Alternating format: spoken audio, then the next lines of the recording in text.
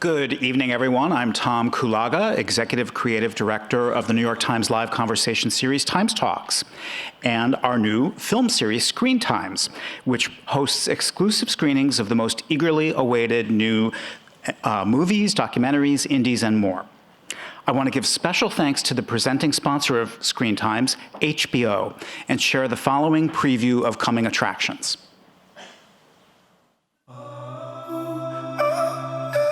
I'd like each of you to get up and tell us a 5-minute story about your summer.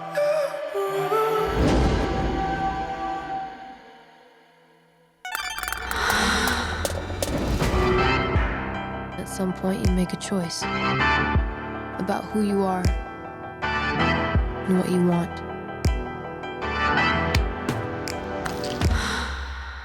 Hey, I'm Rue. I'm an addict. You're about to start a brand new chapter. Some new girl in town that I think you're gonna be friends with. I'm Rue. I'm Jules.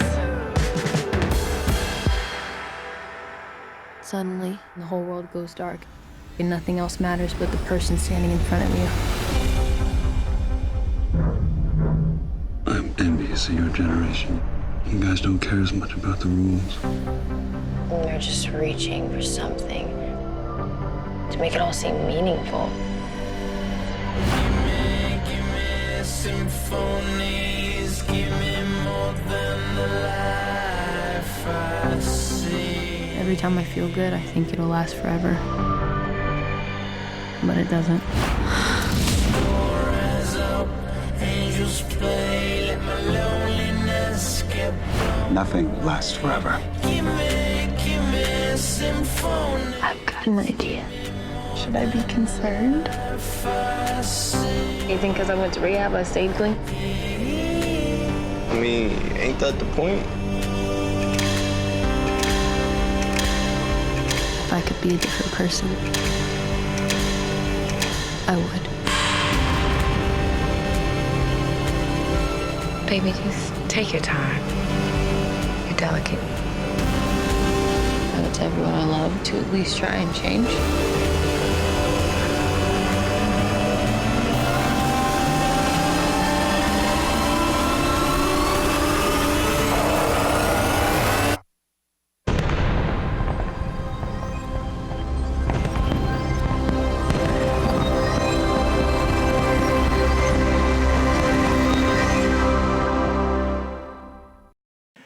And on to tonight's program, an advanced screening of the new zombie comedy, The Dead Don't Die.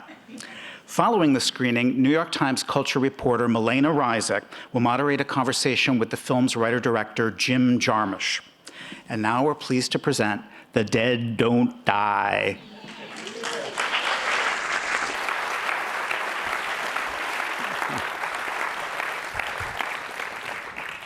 Hi, everybody. Thank you so much for joining us. I'm so excited to be here with all of you. And with Jim, we're going to have a pretty informal conversation, which I hope will answer all of your burning undead questions without spoiling anything for anybody who's out there watching in internet land. So, did you like the movie? Yeah.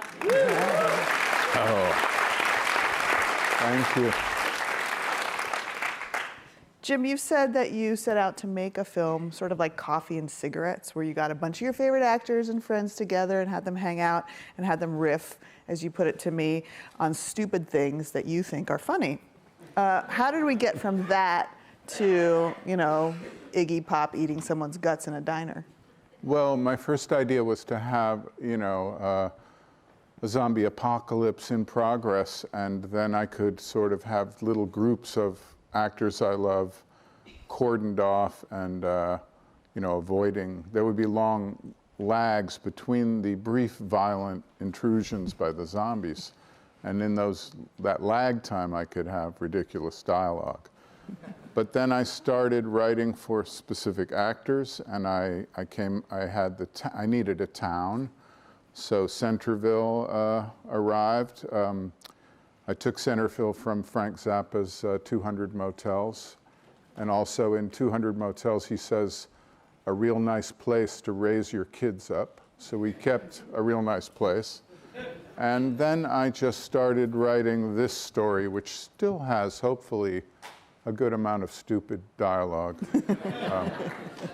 And I wanted to write something funny, and the film, I hope, is funny, but it's a comedy with a sad ending to it, I guess, obviously. And that's what happened. It's also an homage to George Romero. Were you down to some of the place names even, the Yes. Pennsylvania setting and some of the place names. Now, you grew up in Ohio. Were you a horror buff growing up? Not really. When I was quite young, preteen, my mother would drop me off on Saturdays at the State Road Theater, the State Theater, which is on the border of Cuyahoga Falls and Akron, where I grew up. And they would have double features, triple features of monster films, sci-fi films. So I saw a lot of the classics, Them and The Thing and The Blob, Attack of the Giant Crab Monsters, That one, you guys all know that one, right? Invaders from Mars, So I saw a lot of those with a lot of other kids throwing sticky substances on each other. It was pretty wild. And the parents weren't really there. I think they just dropped them off to get rid of us. So I did that quite a lot, but that was really the most I knew about cinema until I left Ohio. We also had the $1 Million Movie on TV where they used to show the same film 5 days a week, which was interesting, I guess. I guess they couldn't afford other films. And then we had a very important thing in Northeast Ohio. We had Ghoulardi. And Ghoulardi, his real name is Ernie Anderson. His son is named P.T. Anderson, and who you know, hopefully, a great director. And Ghoulardi he hosted sort of monster and sci-fi films on Friday night on television. And he was amazing. He wore a white lab coat, a fright wig. He had a real beatnik goatee. He wore glasses with one dark lens and no lens on the other side. He was famous for a lot of slang stuff that he invented. Like a few are referenced in the film. The most frequent ones, his slogans were turn blue, stay sick, cool it with the boom booms. He used to explode models with cherry bombs and stuff like that. And my favorite expression of his, though, was camera 4, you're ugly. And he was really amazing. And he would do this thing where he would reverse polarity really rapidly. And on black and white TVs, it looked like color. So it did a funny eidetic thing that really kind of freaked us out as kids. Look, it's color. And he also did something where he could, using a very early kinescopic technique, he would insert himself into the films occasionally. So he would be in an underground corridor and, look out, kids, the giant crabs are coming down now, And he talked like that. And he was a lot of us that grew up there, the Mother's Boss from Devo. Chrissy Hines still has a Ghoulardi sweatshirt that I think says, stay sick. So he was very important. Have you ever talked to Paul about the influence his dad had? Yeah, well, I only met Paul once, and that's all I brought up, so he was probably irritated. But his film company is called Ghoulardi Films. So he was happy that I was a fan, but he was like, oh, yeah, okay, you're from Ohio, okay. He's heard it a lot, so. That is pretty amazing. But then he went to LA, Ernie Anderson, and he was the announcer voice guy for the Carol Burnett show. And his best friend is, who's the actor on the Carol Burnett show? Tim Conway was his best friend. And there's a hilarious story. Am I diverging too far? Keep it coming. There's a great story where Tim Conway and Ernie Anderson were really drunk. And Tim Conway had a new machine that could laminate things. This was in the 70s, early 70s. So they had this idea that they would take a photograph of Ernie Anderson's head wrapped in toilet paper and then make a driver's license with that being his photo, like a mummy. And then they decided, okay, we got to go out and get arrested so that we can give the cops this ID. which they actually did. And they got arrested and gave the ID with his head, and he was wrapped up like that. So anyway, I guess a lot of hilarious antics ensued with the two of these. And Tim Conway's also from Ohio, so. Did you guys know all the things that you could do with a laminator? I mean, to go back a little bit towards your movie, you've previously told me that you're not a planner, right? And that one of your mottos was, you told me, I can't get lost if I don't know where I'm going. Yes. As a filmmaking motto, I think it's a great life motto. But on this film, you told me that you had a new motto, which was, we'll burn that bridge when we get to it. Yeah, well, we've used that one too, but in the past. But by saying that, I'm not a planner in my real personal life, right? I can't decide, you know, I don't make decisions. I don't know, where should we eat? I don't know. What should we do? I don't know, you know. But in filmmaking, I love making a million decisions a day. So I don't know, it's very contradictory. So I don't like plans. I don't think too far ahead about my projects. But when making a film, plans are required because you have little time, little money, pressure. And I really enjoy making a million decisions. This movie was one of the hardest, though, you said, that you've had to make, partially due, I think, to the volume of special effects, which has to be, you know, the most effects that you've had probably in some of your films. Yes, although it wasn't that as much as our schedule and our budget and our scheduling of the actors. It took us a long time to finance the film, so when we finally did, we had very little prep time because we needed to shoot with Adam Driver and get him done he was locked into Star Wars, so he had to go to England. And they tried to help us. J.J. Abrams even tried to move him back, but could not because they had all sets built for his character. I don't know. So we had about a month to prepare, and then we had to shoot Adam out, who's in 2/3 of the film, in 3 weeks of a 7-week shoot. So it was very intense. The film, it was intense. And we, Focus Features financed the film, and they gave us total autonomy, and they've been very supportive, and their campaign is fantastic of publicity. But we told them the budget we needed, and they said, well, we can't give you that, but we'll give you a lesser budget. And of course, we went over budget to the exact budget we said we would need, and then we had deferments and problems with that. So, but I'm not dissing them. Nobody else stepped up like they did, and they did. All creative control was mine and my collaborators. So, you know, they did right by us on that level for sure. Is that something you insist on, having final cut? Have you had that in all your films? Always. I have total control over who the collaborators are, the actors, the music, the final cut, all of that. In the past, I even had it for trailers and one-sheets and all promotion. In this case, they've consulted me, but they have final say. But anything I said I didn't like, they've changed. So they've been really great. Do you test screen your movies? No, never. I don't even see them myself. You know. I haven't seen this one yet. That's not really true. It is actually true because the beauty of filmmaking is going, or reading a story or anything, the beauty is going into this world for the first time and not knowing where it's going to take you.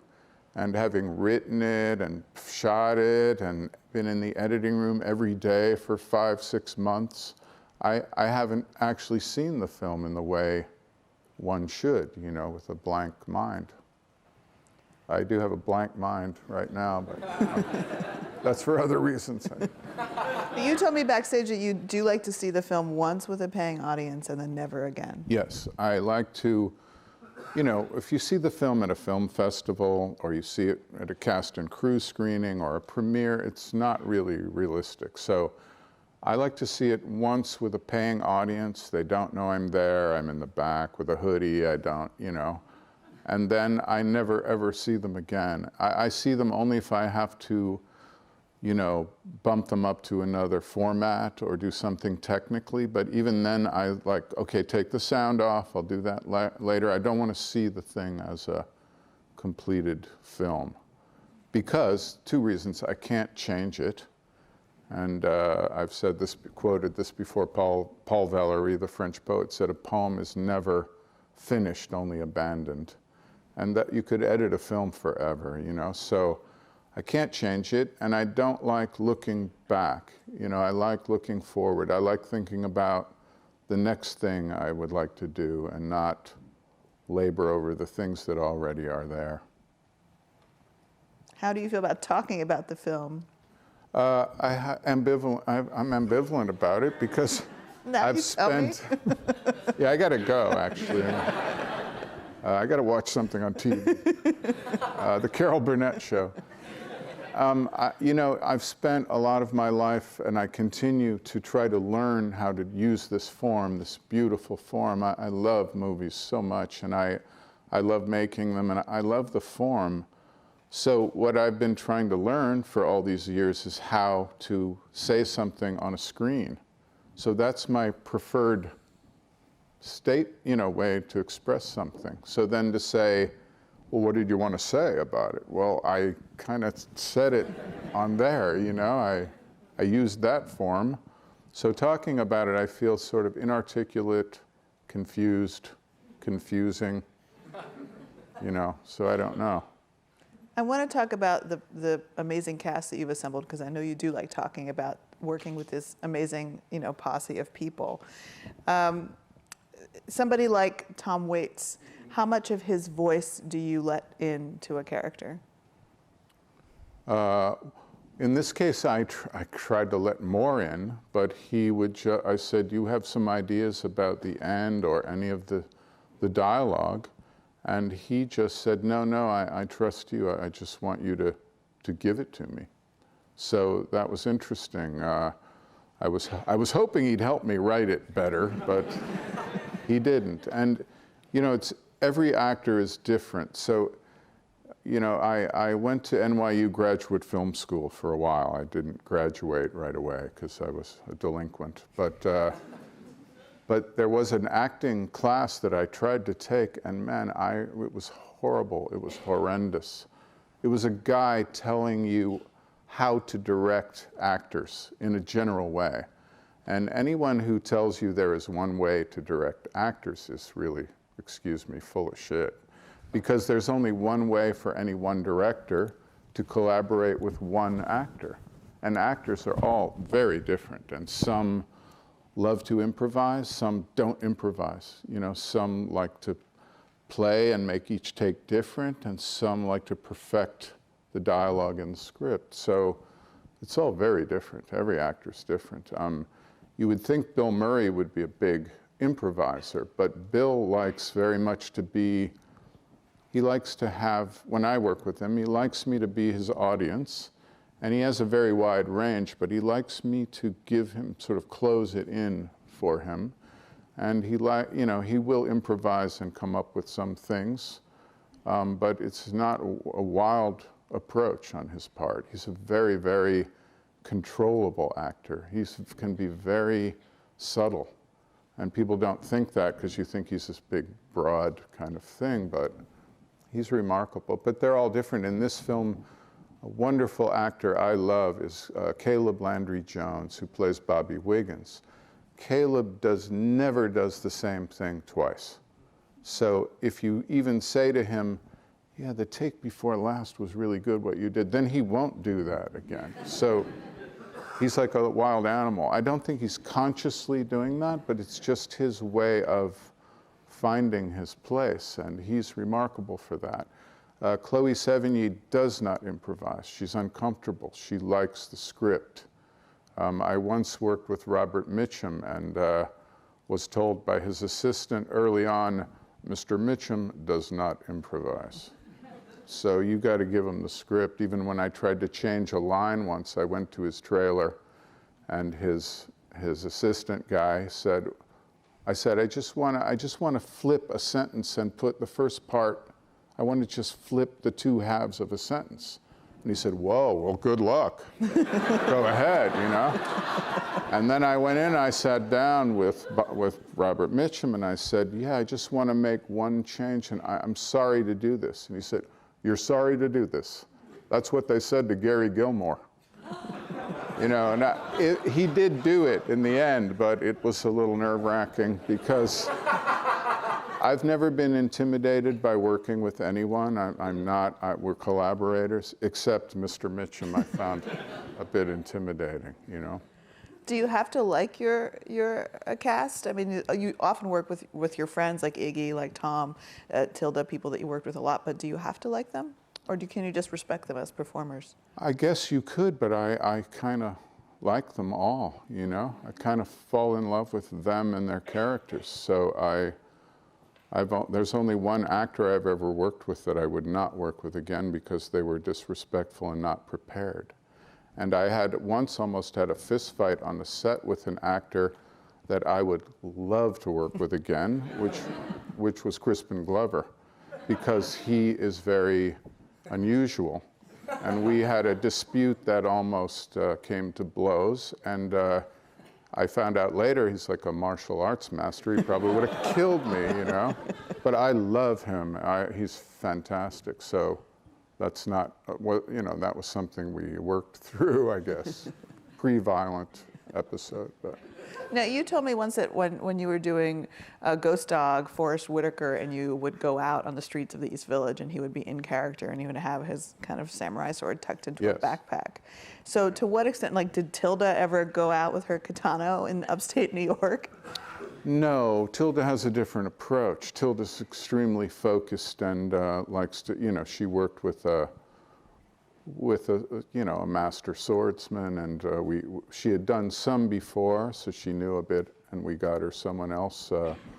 Our stunt coordinator, Manny, took us up with someone really fantastic. So that wasn't necessary. For Forrest, the idea was, for me, I don't like rehearsing scenes in the script. I like reading through once with the actors or talking with them, but acting for me is reacting. And so if you can just have them become the character, what difference does it make what the scene is? You know, with Forrest, we would go and buy pizza in the East Village, and he was in character. You know, it didn't matter what we did. So it was really interesting. And yeah, that worked really well. At one point, though, I didn't know that he had studied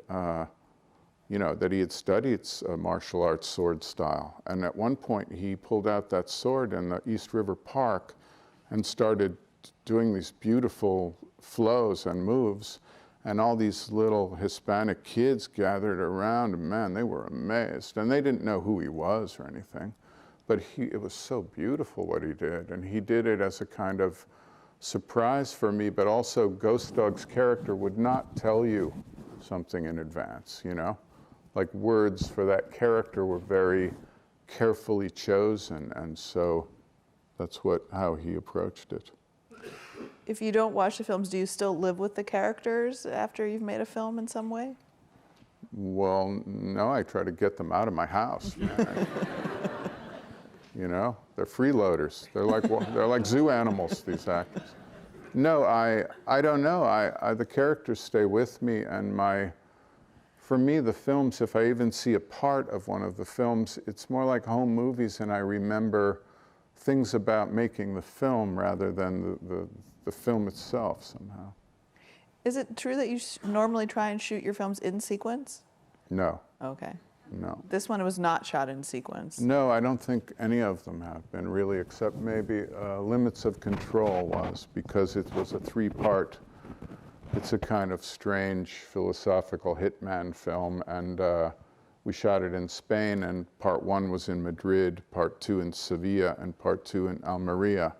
So that one was pretty much in sequence, but almost never, and I prefer not to, because I don't want the actors worrying about, well, what was the scene right before, and then what happens right after. That's not their concern. Their concern is the scene we're shooting now. And I had the great I had the great privilege of being Nick Ray's assistant the last year and a half of his life. And so I talked to him about so many things. And he told me that it was very valuable to think about each scene as one thing, like a small film in itself, and think of yourself as like collecting beads for a necklace. But you're not stringing them yet. You're just creating each individual bead. And that really resonated with me. And I always think of each scene almost as its own little film somehow. So that doesn't make sense. You mentioned Bill Murray. You are one of only a handful of directors who's managed to wrangle Bill for a number of projects. And tell me a little bit about your relationship, your working relationship, and your personal relationship with him.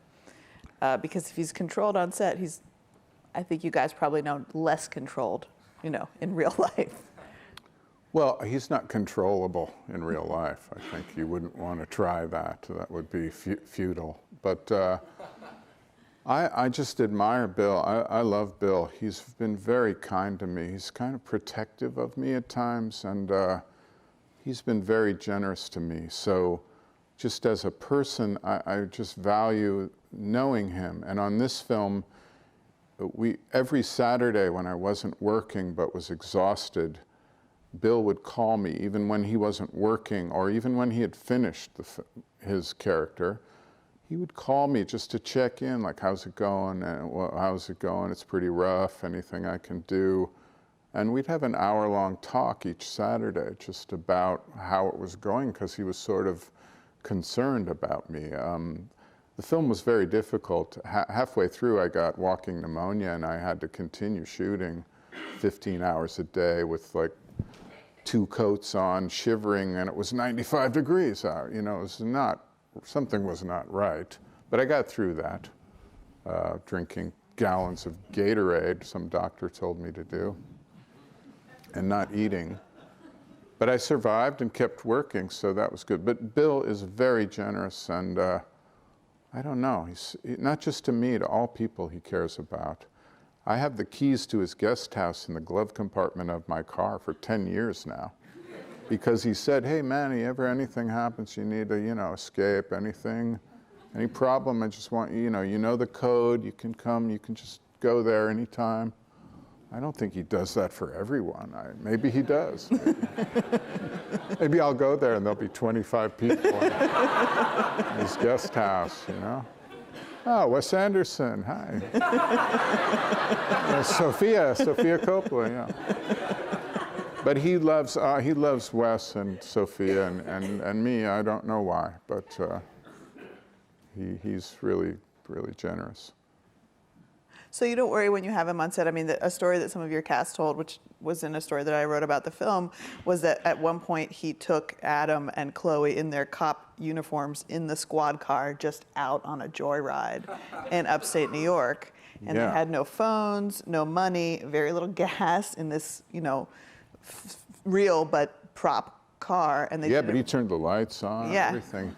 They rolled up to some farm stand and jumped out, and the people were very alarmed, and then they noticed it was Bill. They never recognized Chloe or Adam, but they were like, wait a minute. And then Bill's like, hey, can we take some fruit and stuff and pay you later? And they were like, he's like, we're good for it, and they were like, oh, okay. And he brought stuff back for the crew, and I don't know what happened, but yeah, we were just, we were moving the camera or changing a set or something. So they just drove off, that's, Bill does those kind of things. I've heard stories where people will find Bill Murray washing their dishes in their kitchen and don't even know how he got in their house, He's just Bill Murray like that. I don't.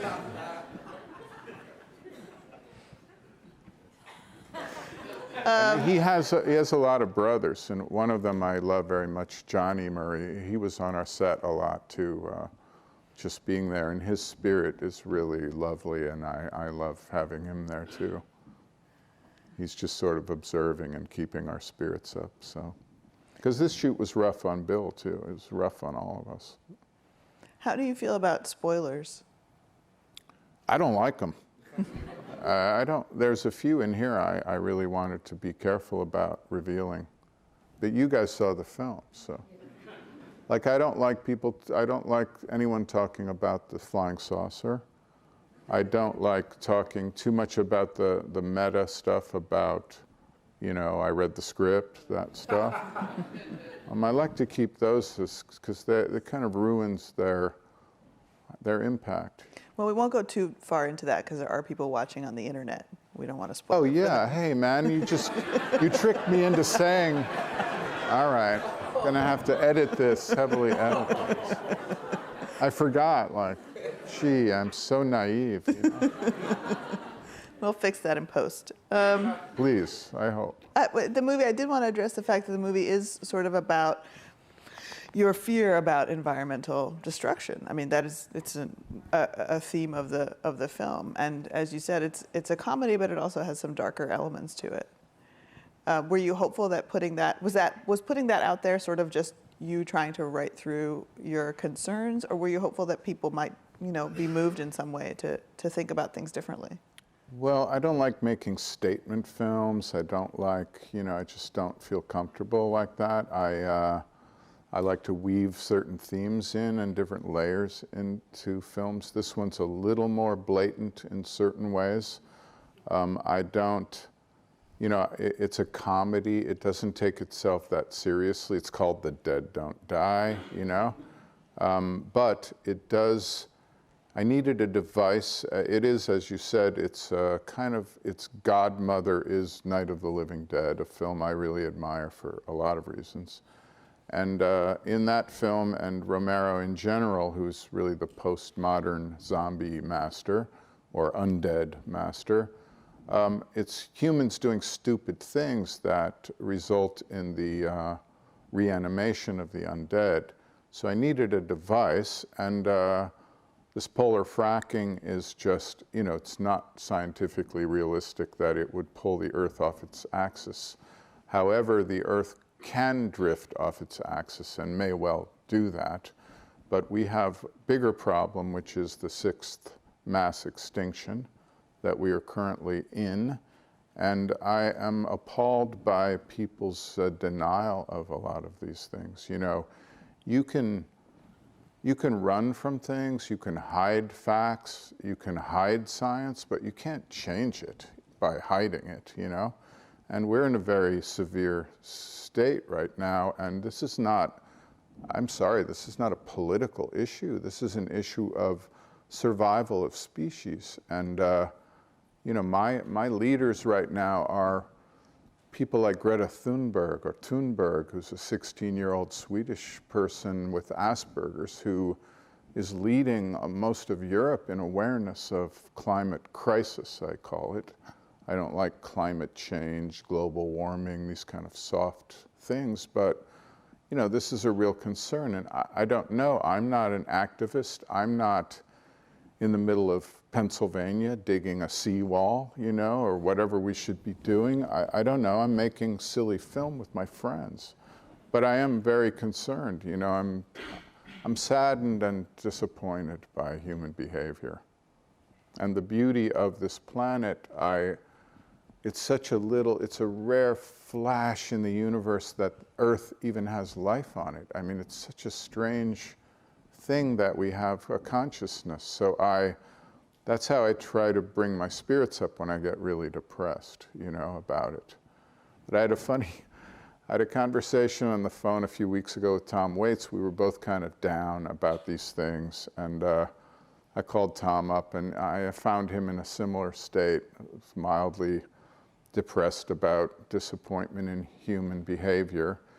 And then I said, well, Tom, you know, there's a good thing. Like a few days ago, you know, humans photographed M87, a black hole, and a young woman designed the multiple photograph, the way to create this photograph. And that's incredible, you know? And Tom said, that is incredible, Jim, you have a point, but it is out of focus.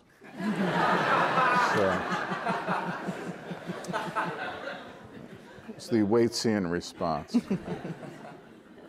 But yeah, I get, and Tom Waits is someone who you wouldn't realize, but he appreciates the details of nature. He has been studying animal tracking and scat and weird things for maybe 10 years now. He's quite knowledgeable about a lot of natural phenomena, which you wouldn't quite imagine, but he knows a lot about a lot of things, that guy. I'm just picturing him now out on a trail with like a magnifying glass looking at animal poop. Is that what I should be thinking about? Yeah, and then examining what's in it, and you can figure out the diet of a certain animal, a certain time of year, all kinds of things. He collects a lot of small bones of animals. He has these incredibly beautiful white owls that live behind his house, and very tall trees, and they regurgitate the animals they've eaten. So the bones are around the base of the tree, which he collects and separates into different types of bones. He bleaches them in the sun and puts them in jars. I don't know if he still does this, but he was doing this when I was staying at his house some years ago. This is a hobby that we didn't know existed. We're at the end of our time, but I did want to ask you one thing. You've made several films that sort of contemplate death or life after death, or what it would be like to never die. And I wonder if that's something you think about yourself. I'm just going to end it on a real light note, guys. Yeah, well, of course, we all think about it because it's mysterious and we don't know what it is, and it's waiting for all of us. I'll just say, like, spiritually, I used to be really a kind of militant atheist, and I'm still an atheist, but I'm very appreciative of certain forms of Buddhism, mostly because it embraces contradictions, which I love, and other religions don't do that. And I'm a big fan of contradictions, because I am one, I think. But yeah, my point, I guess, is I believe in science, and I believe in the law of thermodynamics, which says that energy cannot be created or destroyed. And we are containing energy, even electrical energy and magnetic energy. And so when we die, our bodies just, turn to dust, right, physically. But our energy cannot be destroyed. So where does it go? And Buddhists and theoretical physicists generally agree, well, it goes into some field, a stream of energy in the universe, which is filled with energy, dark energy, things we don't even understand. So I do believe that the energy in us continues. I don't know what that means. I don't believe there's an old bearded man in the sky that's going to judge whether we go to heaven and I appreciate anyone's right to believe what they believe, but for me that seems like superstition, most religions. But at the same time, the only thing I don't like about religion is when someone tells other people what they should believe. So I don't want to tell anyone what they should or shouldn't believe. I respect their choice in that. But don't tell me to believe what you believe, then that's a kind of crime, I think. I don't like that. I draw my theoretical revolver on that, And I've had to get certain annoying Christians away from me at times in airports and things by just saying, I'm sorry, I don't serve the Lord. And they usually go away with that one. But I want to say one thing about our film, and so I don't know what to say about death, but I do think we contain energy, and the universe is a beautiful, mysterious thing. And so our energy stays somewhere, it goes into something. I don't know. But I just wanted to say one thing about the horror element of our film was never intended to be a horror film. Horror films use devices which are admirable but formulaic in which to scare you. So you build tension and then you scare them with it, And we had absolutely no interest in that whatsoever. So for us, making The Dead Don't Die it's a kind of character sketch comedy with a very obvious metaphor of zombies, and therefore there's a stream of socio-political, an element in it, but it's just one part of the film.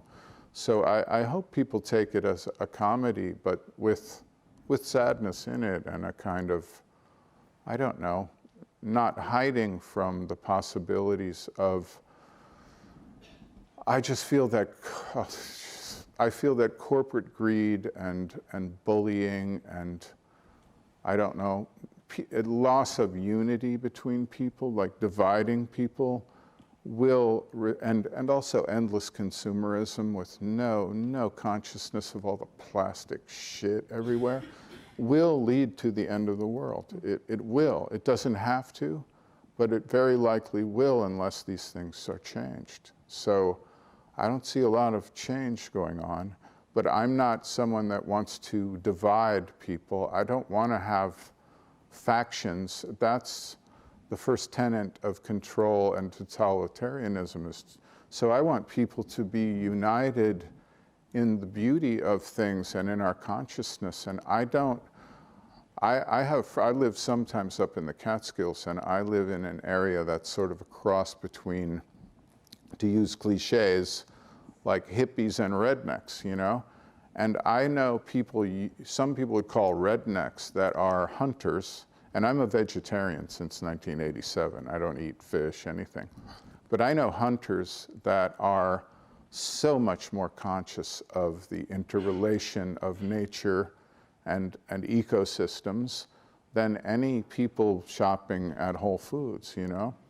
So I respect where people come from and what they do and what they believe. My favorite uncle, my mother's twin brother, was a very kind of right-wing politically, and one of my favorite people that I loved so dearly. I loved him, and he was very funny and very protective and wonderful as an uncle toward me. Just don't talk politics, you know, that was a problem.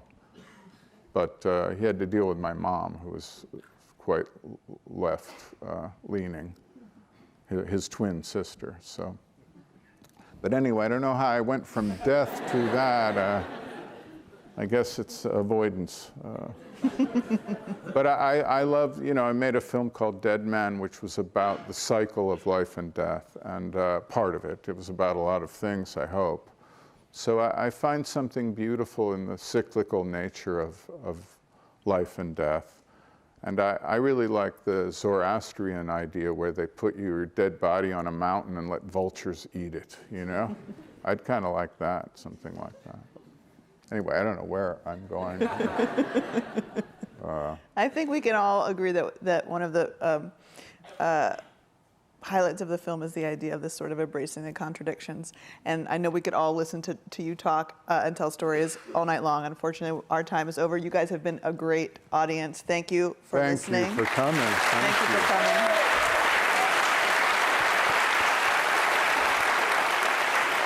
Thank you.